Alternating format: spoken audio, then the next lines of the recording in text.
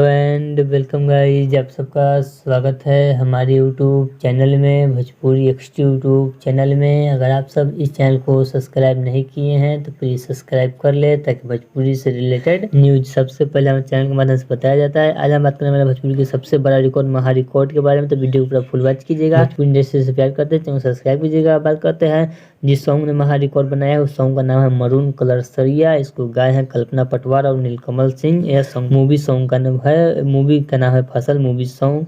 फसल मूवी का सॉन्ग है यह। बात करते हैं वही इस सॉन्ग में वीडियो में नजर आ रहे हैं दिनेश लाल यादव और अमरपाली दुबे। इसको लिखे हैं प्यारे लाल यादव और इस म्यूजिक है ओम झा का। यह सॉन्ग काफ़ी अच्छा सॉन्ग बनाया गया है।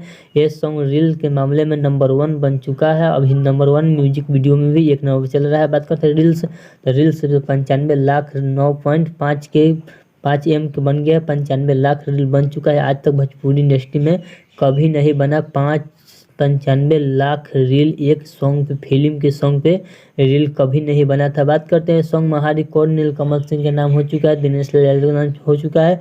आज तक कभी नहीं हुआ जो आज हो चुका है 2024 में। बात करते हैं इसको रिलीज किया गया था 12 मार्च को रिलीज किया गया था।